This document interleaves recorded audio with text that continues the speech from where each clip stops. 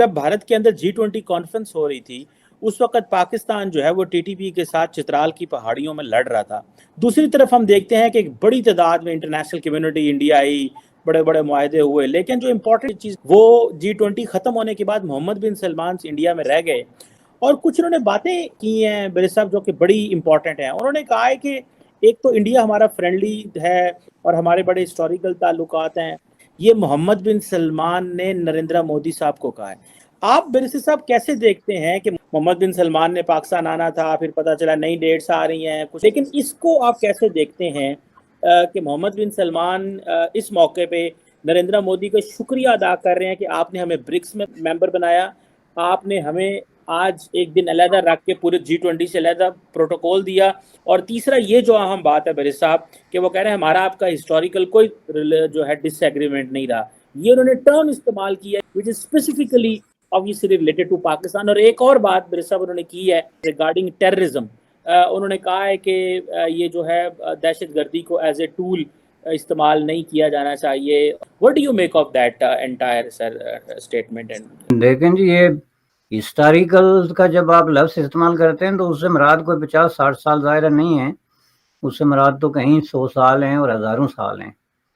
तो उस एतबार से अगर देखा जाए तो जो इंडिया है यानी जो भारत उसमें और सऊदी अरबिया में बहुत लंबी एक रिलेशनशिप है। जिस हिसाब से देखा जाए तो ये सऊदी अरबिया वर्सेस इंडिया ताल्लुकात बहुत ऐसे कहते हैं कि हज़ारों साल पुराने हैं, लेकिन उसके बीच में एक जो पीरियड आया था जो कि कोल्ड वार का पीरियड था कि इंडिया के साथ उनका कोई डिसएग्रीमेंट नहीं रहा, बल्कि ज़्यादातर पाकिस्तान के साथ जो है वो बहुत ज़्यादा जो है ना वो एग्रीमेंट कह सकते हैं आप रहा है, जिसकी वजह से वो बहुत सारे इश्यूज पे इंडियन स्टैंड के खिलाफ स्टैंड लेते रहे हैं।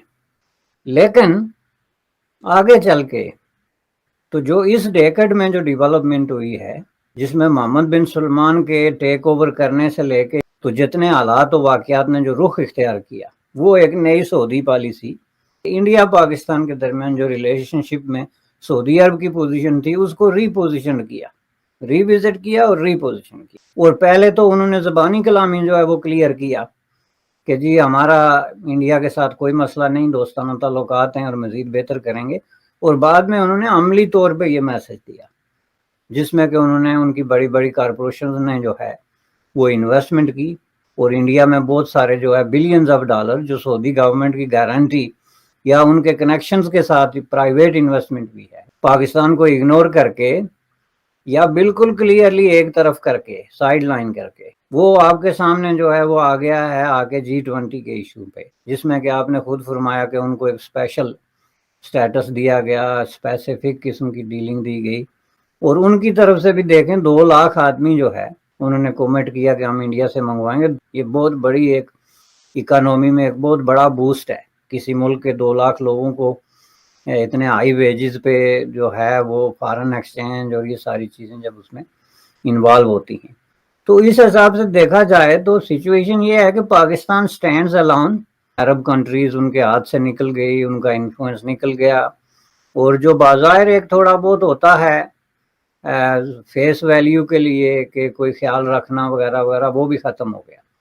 यानी अब उन्होंने इसको क्लियर कर लिया अरबों ने कि हम इंडिया के साथ हैं।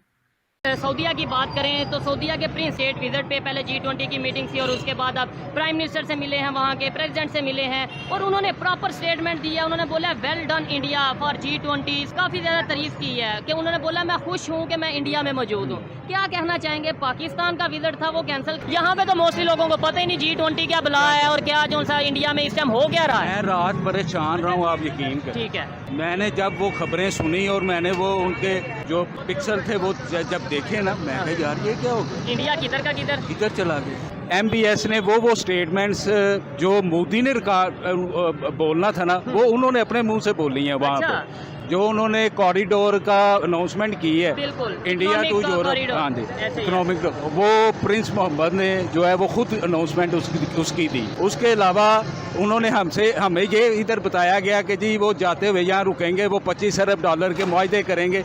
हमें कौन मुआहदे देगा? आपके मुल्क में चल क्या रहा है? मैं कह रहा हूँ मुझे तो ये लग रहा है कि जाते हुए उन्होंने कहना मैं सो गया था। जब मैं पाकिस्तान के ऊपर से गुजर रहा था, मैं सोया हुआ था, तो मुझे पता ही नहीं चला पाकिस्तान गुजर गया था। ठीक हो गया। ये है एजुकेटेड पाकिस्तानी जो कि सोच रखते हैं, जो विजन रखते हैं, जिन्होंने G20 को भी ऑब्जर्व किया है। यहाँ पे तो मोस्टली लोगों को पता ही नहीं G20 क्या बला है और क्या जो सा इंडिया में इस टाइम हो क्या रहा है। मैं रात परेशान रहा हूँ, आप यकीन करें। ठीक है, G20 की वजह से मैंने जब वो खबरें सुनी और मैंने वो उनके जो पिक्सल थे वो जब देखे ना, मैं कहा यार ये क्या हो गया, इंडिया किधर का किधर। इधर चला गया, हम कहाँ रह गए हैं। हमारे तो एक हो ना बंदे को बेहतरी के चांस नजर आ। तो दोस्तों, तमाम आशंकाओं के बाद भी भारत के अंदर G20 का सफल आयोजन हुआ।